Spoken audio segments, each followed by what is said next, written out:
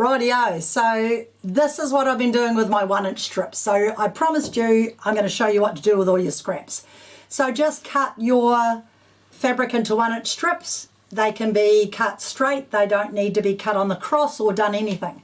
So why did I decide to cover a coat hanger? Well, I made this lovely blouse and I thought I'd like to make a matching coat hanger. So I found the mankiest bent coat hanger I could find and I covered it in fabric, and then I decided to make a little bow so when it's hanging up I've got the cutest little finish. Haha, weird. So then I found a really ugly plastic black coat hanger and I covered that with fabric, and I think it looks kind of cool. So whether you've got kinks in it or whatever, it doesn't matter. And all you do, this is so ridiculously easy, all you do is you just get your 1-inch strips of fabric here, and you start off by cutting an end piece to put on here like this. So how do we get that on there so it's going to hold? We use glue. So I've got this little glue gun here, and is it warmed up yet? That's warming up. It's nearly warm. And you need to be a little bit careful with them because this is a nice low temp one. Don't buy the high temp one because it's very dangerous, but the low temp one is a safety gun and you really can't burn yourself, and if the kids are doing, you definitely want low temp. And when it's warmed up in a minute, it's going to let out some glue. But in the meantime, while that's warming up, I'll show you the next thing, and that is to make your beautiful braids. Now, by making your own braids out of your rubbish fabric that you're going to throw out, you can sew them together by, once you've made your braid, by just twirling them around and around and around and around and stitching them with a zigzag, and you can make placemats, you can make bags, you can make all sorts of things. So you can use them as a cord in some of the classes I've shown you. So I need to show you how to start because it's easy when you have got it started. So you get 2 bits of fabric and you just put them together and tie them in a knot.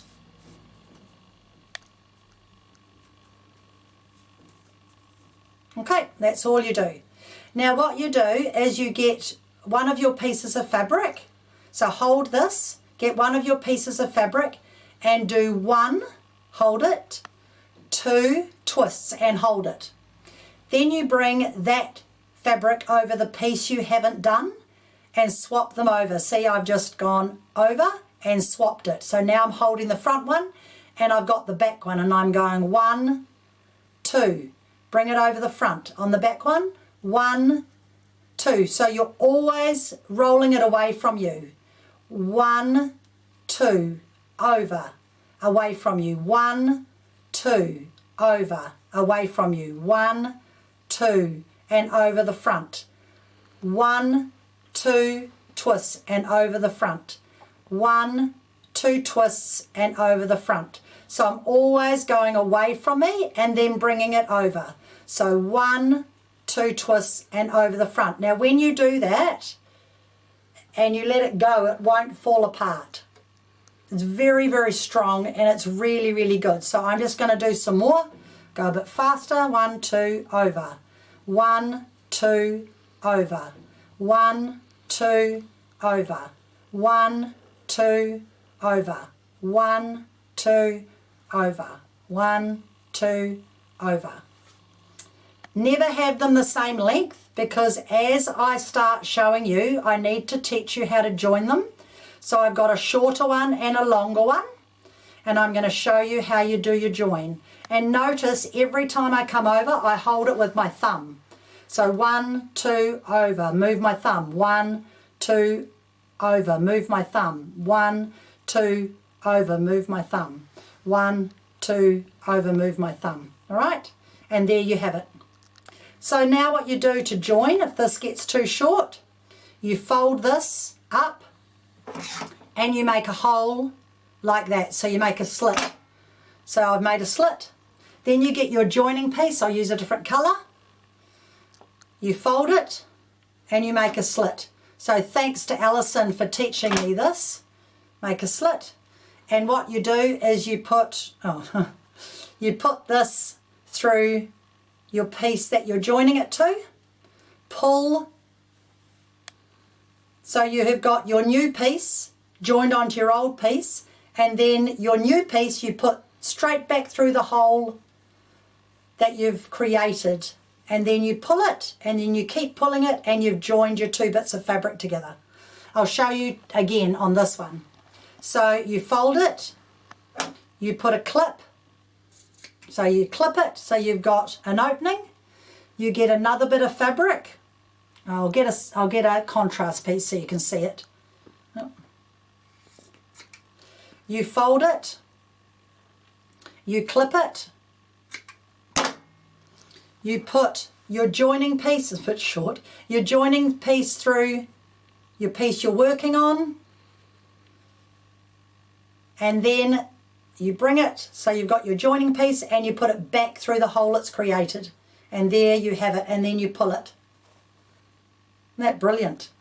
So when you start going again, where am I up to here? Over here, over here. It will just connect and you get a nice finish. So I'll just quickly do this. This is a great thing to do in front of the TV. It actually grows quite quickly, and you can just have your cuts all, your pieces all pre-cut, and away you go, and you've made your own braid. And then you can make really cool handles for bags. You can use it for pipings. You can stitch over it with your number 60 double cording foot and do cording with it. It's just great fun. And I've used an old spinning wheel spool that's broken as my piece to hold mine all together. It looks like a big reel of thread. So you can see, just twist and turn. Then when I get to my join, it's just going to join it beautifully because you've already got it ready to go. Okay, twist and turn. And you just carry on. So I probably don't need to do any more, so there you go. You just carry on. So I always want these to be a different level so that when you join it, you don't have your joins in the same way. So I'll probably cut this one shorter when I go and do my join. So always your joins are at a different place. Okay, and that is how you make your braid. And when you start to sew it, all you do is you just start in the center and then just walk around and around and around. You can zigzag it or do a fancy stitch or whatever, and you can make really cool coasters and all sorts of things out of it. That's a whole nother class. So now I can see my glue's coming out because it's going on my table. So now I'm going to show you this. So I'm just going to glue the end of my coat hanger, and you need to be really quick because it dries really, really fast. So I just put that on there and fold that up. And what I do is I just put a clip on it to hold it till I get to the other end, because I don't need to do anything with that now. So here I'm going to start, and I'm just going to put a little bit of glue on here. Like that. And I'm just going to hold my fabric on for a second, and then I'm just going to start wrapping. Now you can wrap it from front to back. Why am I going the opposite way? It doesn't matter. And just overlap it. I just turned around so I'm going the right way. There we go. So just wrap it and overlap. Wrap it and overlap. So overlap it every time. A great way of using up your fabrics. And I've cut it on the straight, so I'm going to get all these cute little furry ends, but I think that's all part of it. And then before you do your next one, you just glue the end. So I'm going to show you that. But they're quite fun to make, and they're just a little bit different. Use up all your scraps.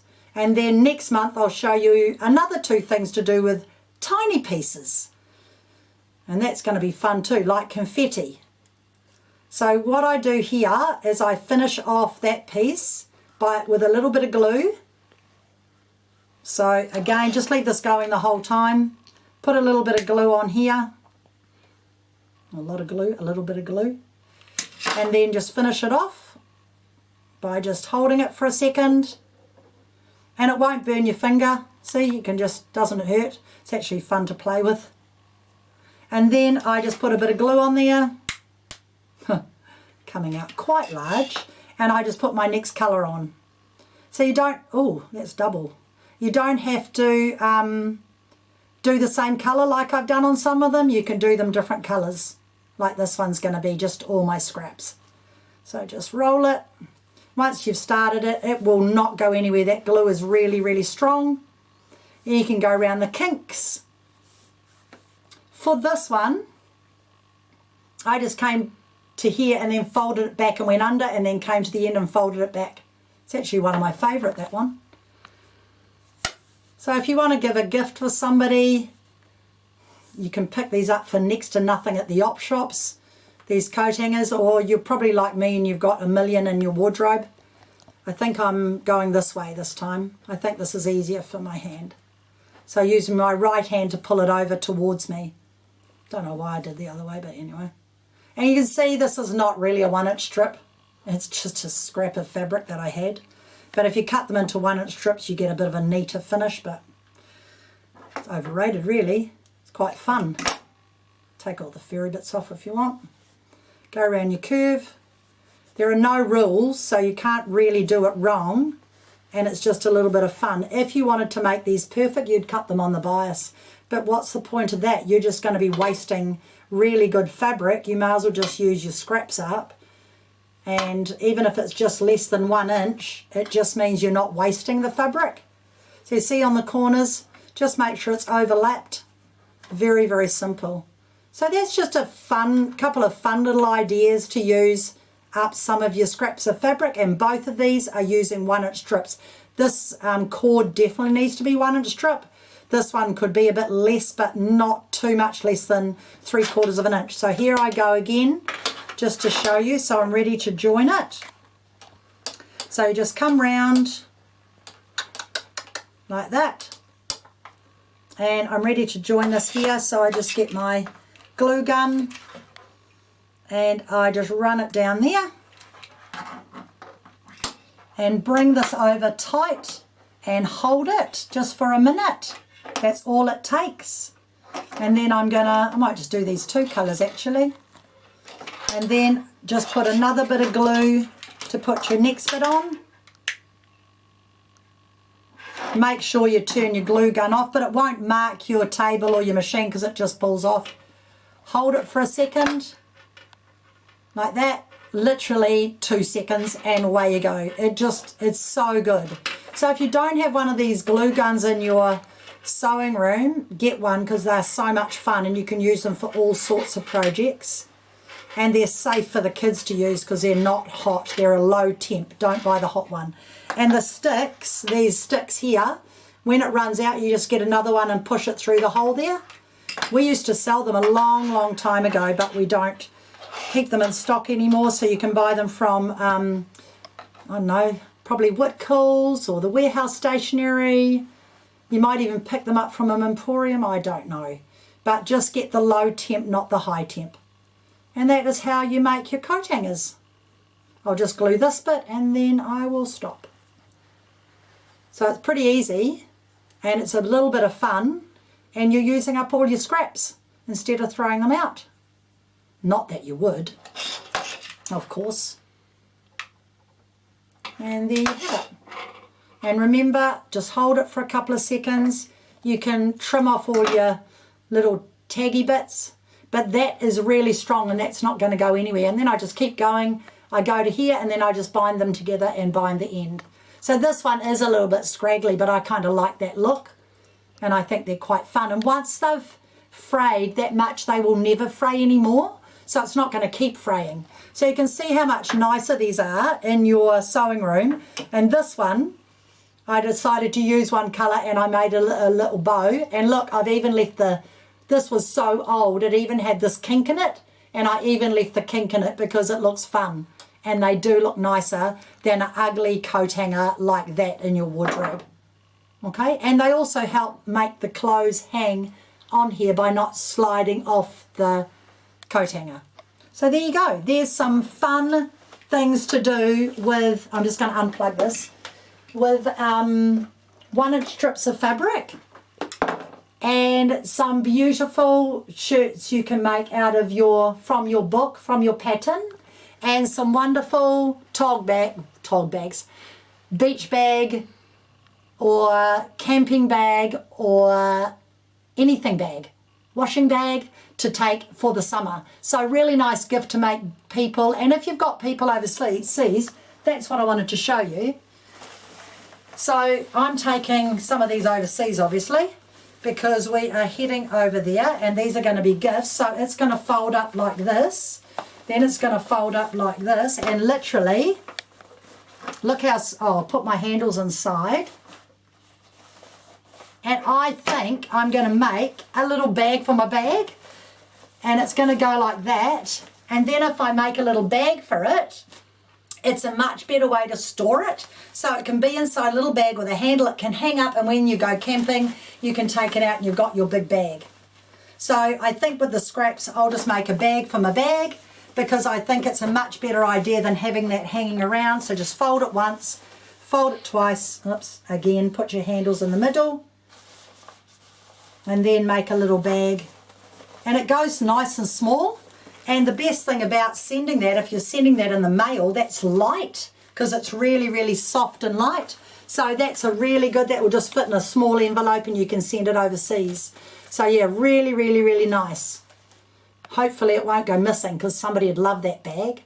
But anyway, that's just a little bit of fun for summer and a little bit of a fun for using up your scraps. And then next month I will be showing you how to do something with more tiny scraps, a lot smaller than this, called confetti. So wait for that one because that's going to be fun. And I think I might have started a Christmas one. Here we are. And I thought it'd be quite fun for wrapping your Christmas presents in with making your cord instead of using ribbons, so you can use your old Christmas fabrics. So there you go. So I hope you've enjoyed that and my mistakes. So you learn by my mistakes. I do those on purpose, I hope you realise. And I will get my husband to pull out my stud that may never come out. So watch this space. So have a good month, and we will see you in September.